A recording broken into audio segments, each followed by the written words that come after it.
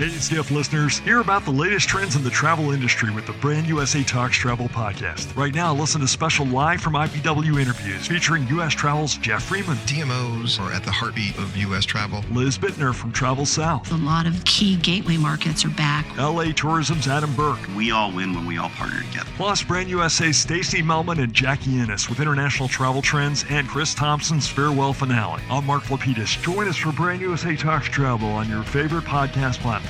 Brand USA Talks Travel.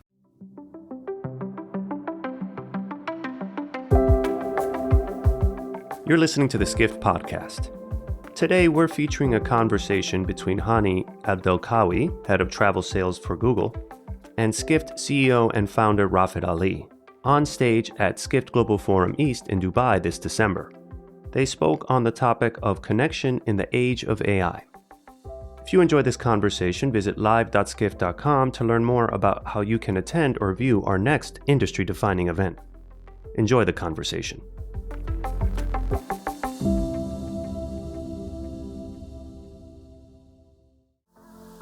And now, please welcome the head of travel sales for Google, Hany Abdelkawi, in discussion with Skift founder and CEO, Rafat Ali.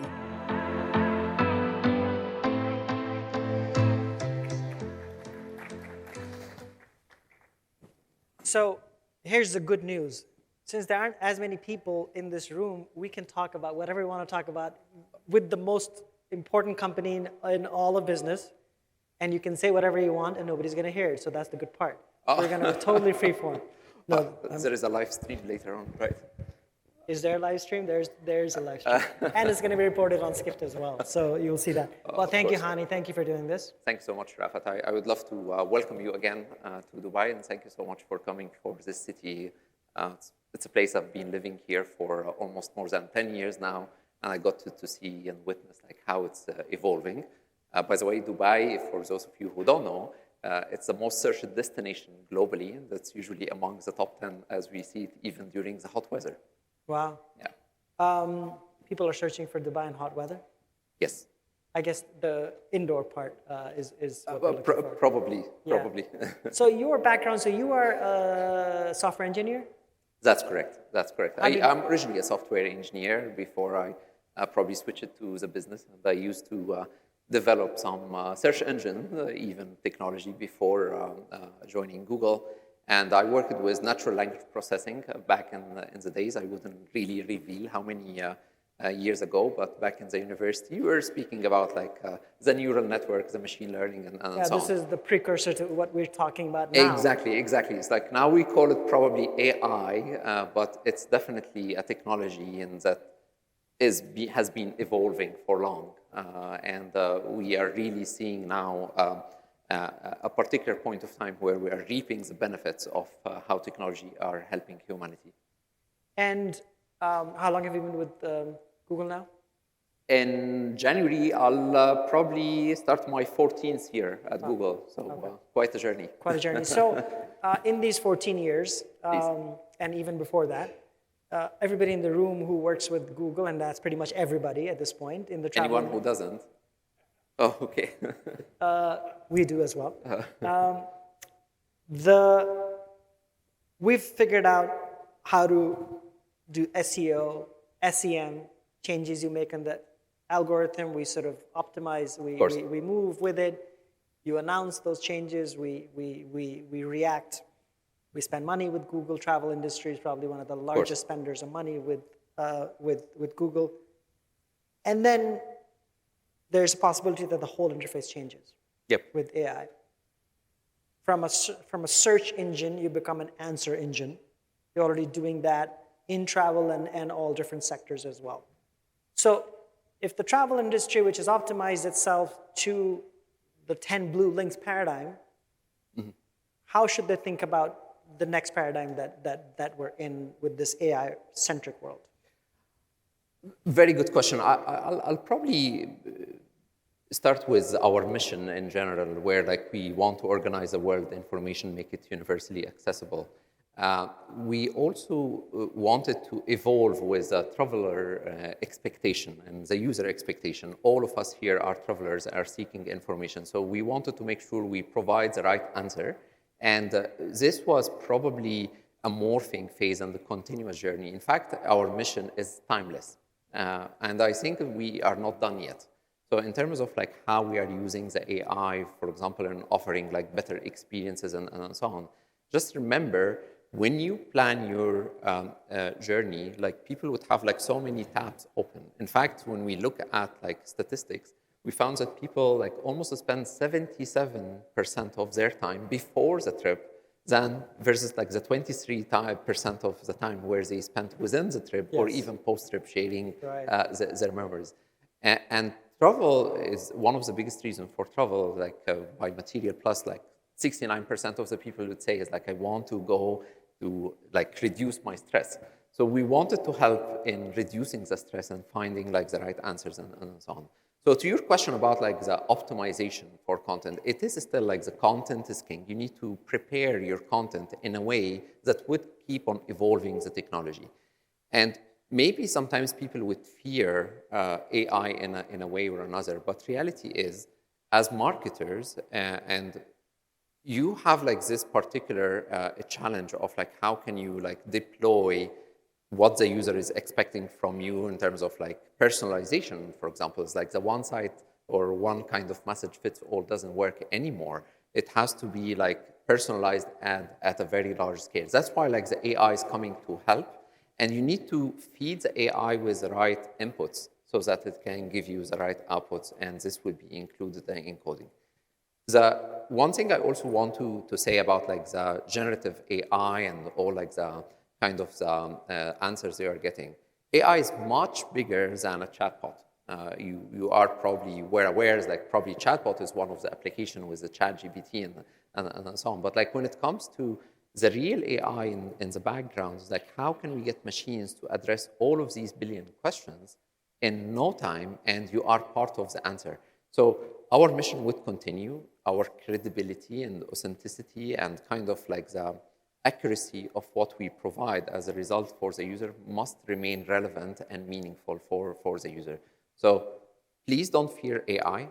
In fact, marketers are not competing with AI. Marketers are competing with other marketers who are collaborating with AI, and there is a big difference here. So definitely it's a collaboration. Look at this video that I think you guys brought. Yep. Where the search results are now sort of halfway down the page and the answers up there. Yep. Should travel marketers and travel brands here think about figuring out how to get into that part of the real estate versus the part below? Is it possible? The one thing that we need to know, like it's basically related to the content, Rafat. So let me give you an example. This is probably a fun query to ask Bard today. So when we launched Bard and maybe even later Gemini today, I was asking Bard about like design for me a 2 weeks road trip in Portugal and suggest even vegetarian food places along the road. And it was amazing how they prepared for me some insights in just like a second. So basically, these insights come from different parts of the world. So if you are just like a tour operator, or if you are just like as a car rental company or so, like you wanted to respond when I come to say car rental company, or you wanted to respond to like a flight to Lisbon and so on. So this is still part of like a core message that we are doing, but with the new experiences, we are trying to elevate that to tell the user additional context and information to help them. So with Bard and Gemini and Gen AI, while this opens up more deeper understanding for the user, which is our core mission, it also opens up a lot of opportunities for businesses to seek more growth and more accurate even measurement and response and personalization. So please don't feel afraid about it, and it will happen naturally. And obviously, we are very pleased to collaborate with you as this journey would unfold. Because you're in the travel sales, so obviously you are the one who asks for money from the travel industry. So I think the thing that and returning money back, by the way, was a good ROI. and returning back with a good ROI. Will the placement of ads, as we know it today, right-hand side, if you in the main search results, Google hotel ads as like a separate thing, Will that change? It's hard to speculate right now. So I think it's like we are committed from like a user experience, but we are also committed from the partners that we are working with, all of you here, about making sure that we remain the connector. And this is our mission of making sure that the user reaches the right information and you would reach the right users or guests or flyers that will board and come to your services, even as a destination and so on. The one thing that I probably wanted to say is like there are common components between the travel industry and Google. And we both have a shared kind of mission. I think the mission is all about delighting users and making people happy. And I definitely envy you as an avid traveler going to many, many places and trying so many of your services. So thank you on being the happiness maker. But I also know from the other side of the story that you are firefighters sometimes selling yogurt. You have to respond to so many dynamics, there's so many opportunities here and there, and like the user evolution and expectations, and you have usually the yield management, because if you don't sell that seat on the flight that is going out tomorrow from Dubai to London, this is like, okay, it's a lost opportunity. Same if you don't move the car from the garage tonight, or didn't have or didn't welcome a guest in your hotel rooms, and so on. So what we aim to do is like, well, how can we support you with AI and technology from our kind of the business that we understand well from being data company and technology company, into how can we accelerate and offer you some agility and flexibility and obviously growth opportunities. So this will continue to evolve, and we are very committed to this mission. Continuing on the AI theme, do you think the hallucination problem will be solved? No. Like, this is probably an evolving technology. So we are not done. It's like you can't really say that AI is... No, but can it be solved at some point? There are definitely controls that are being offered. So like, hallucination, for those of you who don't know, like if you ask ChatGPT or Google Bard, it will give false or wrong answers. And so that's called hallucination. So that's, of course. Yeah. So like definitely machines might be influenced by a few components here and there. So what we are trying to do is to make sure like we vet our product to like respond to what we call the principles of AI. And among that, there is a big trust component and responsibility, and even making sure that the AI is democratized responsibly as a response. So many applications are already in place. So my point to you is like, it's not a finished product yet. Right. It's a journey. I mean, it says Google Bard experimental. Exactly, and it will continue to be a journey, and we're very, very excited. In fact, it's like we would love your inputs of how to improve it. So my call to you is like, challenge us back. It's like, okay, what would you like to see even better? And this is how we are trying to get to the next phase. What we announced, by the way, from Gemini last week, in case you heard about Gemini. Explain what Gemini is. So Gemini basically is now you are searching what we call multimodal services. It's not only text. You are searching with images, with videos, and so on. Think of it as English language as a coding language. It's just like natural language as you and I are speaking. And then like we are getting technology to respond to the points that we are speaking about and talking about. So it's a big evolution, and we are even offering Gemini in 3 versions of like Nano, that is locally on your mobile devices and suggesting even auto replies and so on, to like the Ultra version, which will be powering our cloud data centers. So like I'm very excited about what will come next, because this is really probably a beginning of an era rather than the end. So yes. And Gemini is not a consumer thing. Consumers will still... No, Bard today is powered by Gemini Pro. But like consumers don't know what is powered by, they don't care, it just matters what the answers are, correct? That's correct. So to your point, definitely as we are improving even the back ends, this is the whole point of like making sure we give the most accurate information that the users are seeking. Do you think chatbot is the right interface? Chatbot. So like remembering context in general is a very useful feature. And it comes as, again, natural response to the expectation of people. So when I ask is like, who's Rafat? And then I say is like, okay, when he was born and so on. So I need this continuation. I don't need to keep on saying Rafat again. And I want like the context to keep on evolving with me. That's why like probably some of the chat applications in general are very useful. But think about from a business perspective as well. It's like, you have a lot of questions coming your way and towards your businesses about like the customer service kind of or call centers. Like how much could you in the future automate, and how much could you even save on internal efficiencies and gain out of that, because like there is a much better technology to support you. So again, this is a one response to requests of certain application formats that we need to work upon. And we will continue to evolve it and see like what comes next.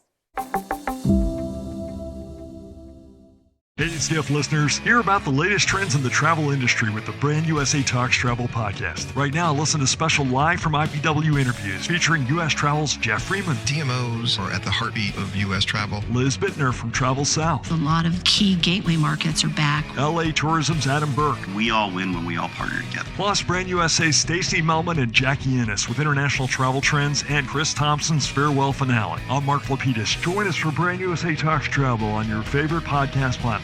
Brand USA Talks Travel. In terms of different products, like Google Flights, for example, will in an age of AI where it doesn't matter where you ask the question from, it will give the answer because it knows where to get the answer from. Right. If you sort of stretch that logic. Do you think these separate standalone products will remain, or then Google becomes the Uber interface and any answer you want, any type of booking you want, and that becomes a paradigm? I'm not asking the official Google version, I'm asking your personal opinion on it. Oh, I think my personal opinion wouldn't differ much. I think it's like, it goes back to what I said, and allow me to maybe touch again on it. It's like, we don't want to be a travel company, right? We are not becoming a booking site, obviously. You are not? We are not. We are not. But what we are trying to do I know, we've asked this question. We've done this, a version of the story for the last 10 years of our existence. So, like, what is important is, like, how, like, we are staying true to, like, being the connector in the travel industry. And again, like, remember that travel industry is so rich with data points, and we are working a lot on forecasting and seasonality and pattern here and there. And then from a Google perspective, think about the search and people like searching for flights or car rentals or destinations or things to do and so on. We keep on evolving the experience overall. But what we are trying to make sure is like, did we get it right yet? It's like we need to evolve better. And as a data and technology company, we wanted to be partner with the industry so that it continues to evolve. That is our core mission as a connector. It will stay true and timeless. Are you seeing, and this is, I'm talking Google overall, not just travel itself, people now searching more through a voice interaction? I mean, certainly I can do on my phone, even just through the phone, I can just, and it will transcribe and then put it to Google. But are you seeing voice becoming a bigger interface? Absolutely, absolutely. There is a big rise in the voice kind of searches that people are getting to use, and like it became even better because, like, think about, for example, in the Middle East, when you speak about Arabic language, there are like 20 dialects or so. And we have been trying to respond and understand even with the different dialects in the same language, like how to. And as we improve, like people would come back and try and test it and so on. So sometimes there is a chicken or egg riddle. Like what I see today is like it's on a much better state and will continue to even be better in the future. But like people are adopting this kind of convenience in the way they are searching. And think about like when I am driving my cars, like navigate to home, and then suddenly I get the GPS navigation of like what is the next turn and so on. It's, I think one of the things that doesn't get talked about often from a tech perspective is how incredible the leap is on translation and transcription. Oh, yeah. And how much, and I mean, I've read stories about Google Translate and how incredibly accurate it's become. Indeed. And this is even before this new generative AI came in into the picture. And the fact that with generative AI coming in, the translation part, and I feel like travel industry doesn't talk about this enough, which is the real-time translation and how that will revolutionize how people understand each other and travel. Indeed, and we have been using this as, like, I remember back in the days I was in Brazil. I think there was a World Cup. No, not the Olympics on Rio de Janeiro.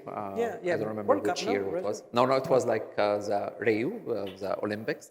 And I had a trip between Brazil and Argentina, and I would take a taxi, and the guy is speaking, for example, in Portuguese, and I don't know what's Portuguese, so I would like speak in English, and the phone would actually tell the driver in Portuguese, and then I get back the response in English, and it was amazing. It's like, and we're speaking about years ago.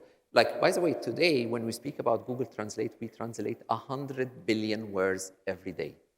So just can you imagine, like, that's a kind of how technology has been in the works for so many years rather than just now or tomorrow. It's like, this is amazing kind of journey and contribution. We're happy with billions of users using many of our products every day.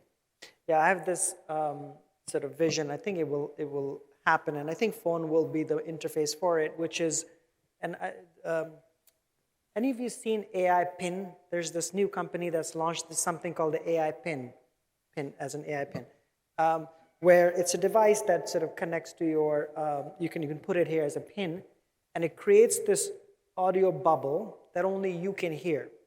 And so imagine you and I are speaking, you're speaking Arabic, I'm speaking English, and you speak in Arabic, I hear it through this acoustic bubble. In your language. In my language, and it's all real time. Yep. And it's incredible. Like, if this was a demo of this new technology or new company, this device company, I don't know if it'll work or not for now, but in general, you can see that coming to the phone, like that type of technology. Indeed. It just seems like from a human-to-human perspective, it will completely change all the understanding of how we interact with each other. Indeed. Like, it's a profound technology that's, again, powered by AI. And again, like, we started using the word AI more recently, but again, it has been in the labs Google has built on it forever, for so long, and it's truly driven by, like, what people want. And the technology is just a tool to serve, like, humanity.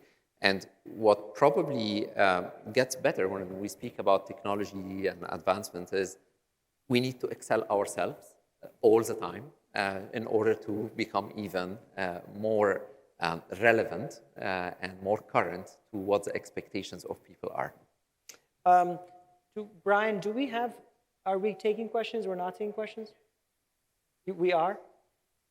Okay. Through the app, if anybody wants to ask questions, I know it's Google, everybody has questions to Google always when we do. So coming back a little bit to the travel industry, and you have all the data, you understand what's happening.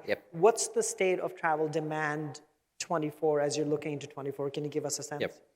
So that's an interesting question and very important for us. So we are looking at the data now and even preparing some research around it. And what we found is, like, in 2023, like by the year end, we expect like almost 1.5 billion travelers worldwide. And what we are seeing is, like, looking even backwards to, let's say, the 1970s, like, there is a trend that the number of travelers would double every 15 years or so. So very exciting to even see the evolution, because sometimes, like, the top kind of clustered countries, like the US, the kind of like Spain and so on, like, continue to be sticky towards the top. But there are also... These are destination markets. Destinations, right. Exactly. We are seeing that in our data, of course, in terms of, like, how people are searching and so on. But we noticed also one interesting pattern that probably people in the room here are more of what we can call, like, mature travelers. There's, like, those who traveled a lot and so on. You tend to prefer more of niche or emerging destinations. While as we see what's happening, for example, from India, from China, and so on, like in all of the emerging countries, and let's say in Africa or so, they would typically cluster towards like the mature destinations. So basically, the mature travelers would go to emerging destinations, and the emerging travelers are going to the bucket list of mature destinations. So if I want to go and see Burj Khalifa in Dubai, Eiffel Tower in Paris, and Big Ben in London, and so on. One of the things that we are happy about now is, like, again, as part of the collaboration and commitment to the industry, we launched during the pandemic a tool called Travel Analytics Center, which typically would look at the demand signal from any place in the world to any destination in the world. And we found like there are 17 million city pairs that have like more of a commercial intent to travel. So think about you in Dubai searching for like flights to Rome, or somebody in Singapore searching for car rental in Cape Town, and all of that. So we have this now available and democratized. We even have a public interface for anyone to get to see it. And I think like the team might get the QR code for the tool. So this is now available. This is the interface they're showing. Yeah. That next time, maybe you wouldn't ask me, because you are seeing the data directly, almost in a real-time and updated view about what is trending, and empowering even businesses to have this autonomy of taking the decision and understanding what might be trending right now.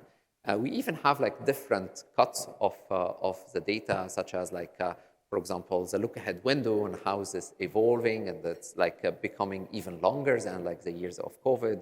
We are speaking about like the length of stays that people are having. We even have some information about like how there is a correlation between the distance between origin and destination. Think about like cross-Atlantic people, like you coming to Europe. People come to Europe as almost a one country with many destinations, versus like people who are maybe in London want to have a weekend getaway. So the distance would even entail some user behavior and some psychographic behaviors that you have. And our invite to you, and again, speaking about the AI and the technologies, like, please make sure to start integrating your first-party data with those additional insights, and try to work on those stories of real-time responses to what's happening in terms of a demand. For us, success is like to understand like even novel use cases that is coming from you, because like we don't have like one prescription fits all. In fact, for every single customer, we are customizing the strategy of how they are like probably showing up, and the kind of tools and ad formats that they are using, and so on. By the way, you will get to hear more from Marie tomorrow about like what we are offering in the ad space. Okay. And you will also get to hear even about some sustainability components and so from my colleague. Right, and you're integrating the information on flights in Google Flights about the carbon footprint. Absolutely. And again, like we wanted to democratize, let's say, the insights. And so obviously to democratize the insights to all of you, like at all sizes of companies, you need to know what is happening from a user perspective. But also users are asking us as like, oh, okay, like, yes, it was a niche trend that people are speaking about sustainability and eco-traveling and so on. But we also wanted to give this layer of like, okay, the travel impact model is like, okay, this particular flight, how much carbon emission might come out of it? And we are on Google Maps suggesting even more fuel economic routes if you want to choose it versus like others, and so on. We can stop scrolling this video. It's very interesting, Google Maps. I don't know how, so do you think about Google Maps as a travel product? Oh, yeah. It's like, how many of you like remember the days where we had this like large paper map and the booklet and so on? Okay. Yeah, only the bald people. Maybe some of the I think I know your age now. No, it's like, I think like the mobility in general, and like things to do, what is close. Like, think about. And can travel brands optimize for Google Maps? Oh yeah, absolutely. Think about like with the evolution of mobile, there was the concept on search, for example, that's called near me. Right. Okay, And when we speak about travel, allow me to even speak about travel and even the supporting ecosystem around it. Think about like the restaurants and the shops and bazaars and so on. So like the concept of like, I am in destination, I need to figure my way around, or I need to go to that museum or activity, or like even go back to my hotels. This is very important. So you need to make sure you are also updated on Google Maps all the time. It's like, don't like just like realize like, oh, I updated my location and you just forget about it, because like people would want to know probably even more as they are in the experience of looking at like, what is close by here and what kind of hotels are near Eiffel Tower and so on. So these are very, very important for the travel industry. And then, I mean, from my perspective as a user, Google reviews for me is basically through the maps. And definitely Google reviews. Which is what travel brands care about. You know, Rafat, is like sometimes when I work with some of like the travel players, they have this concept of comp set. And sometimes they use comp set based on, or comparison set based on certain factors. So if you are a 5-star hotel chain, you actually want to compare your occupancy rates and RevPAR and so on with the other 5-star in right. town, which is absolutely fair and very important in the business and a critical benchmark.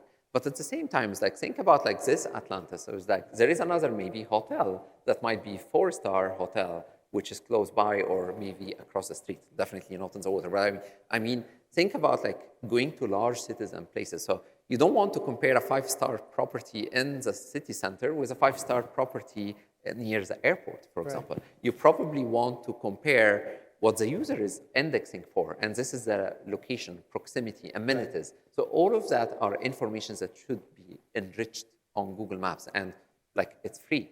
Like, you absolutely need to use it. We did this story, I think I'm going to say Dennis did this in 2019, where Google is the super app.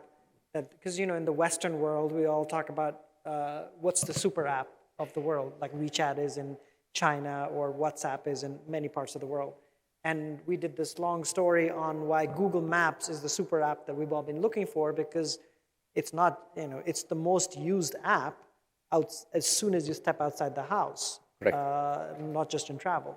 So it's like I don't see it as a super app per se, because because it doesn't have the buying and all the of course. If you compare it to others, this is probably different, but it is definitely a critical part of the journey. And when we look at research and data, like people when they design for their trips, they are now taking much longer time, by the way, than before. In fact, when we look at the data, versus 2019 as kind of the base years that we prefer to compare against the seasonality and so on. The good news is like we are restoring the seasonality, so this is amazing. But we are seeing 13% more search queries versus like 3% more clicks and visits coming out of our properties to as visitations to your digital properties. So which gives you the signals that people are really spending more time to look for value for money, right? And being relevant across the different touch points is very critical, maps included. A couple of questions. Why is Google not becoming an OTA? Is it due to the fact that they don't want to kill revenues from Booking Holdings and Expedia? That's probably Dennis asking this question, for all I know. Love the question.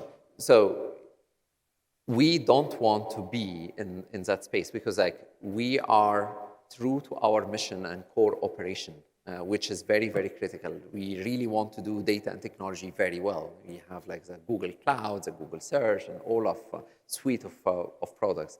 And we are collaborating with the industry. So somehow we are attached to the industry and benefiting from the success of the industry, and as well as like trying to add some benefit to the industry as well. So speaking about like the ROIs that we bring and connection or so, this would remain our core job and mission in travel.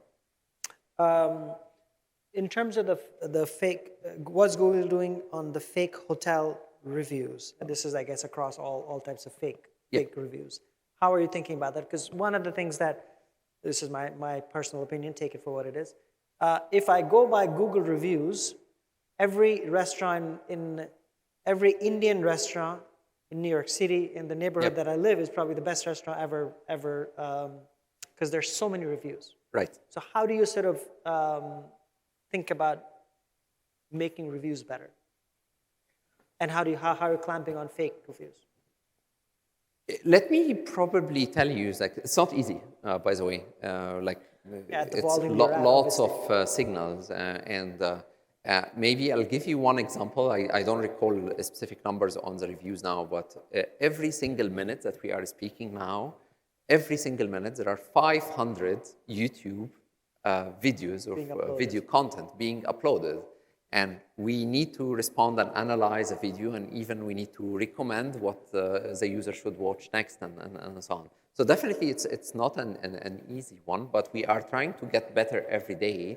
And if anything, when it comes to like you as probably the happiness maker, just make sure that you capture this happiness in all kind of like reviews and social kind of network sharing and so on. This is probably better fight to have than probably blame the technology behind it, because this will keep on evolving for sure. We'll keep getting better, but definitely please nourish all the positive stories that you are getting out of the happiness you are making. Is the cookie extension announcement coming this month?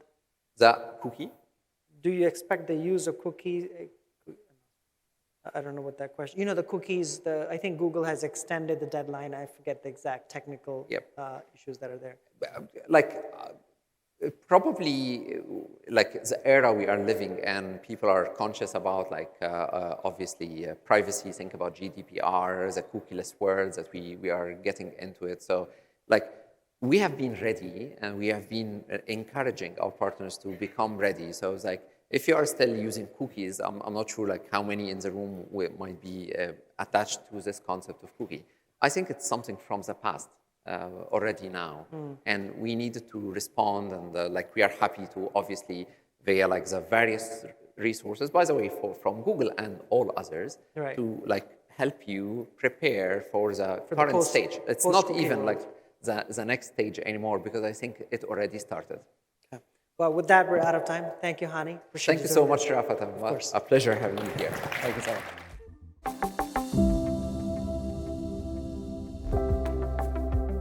This has been the Skift Podcast. Thank you for listening.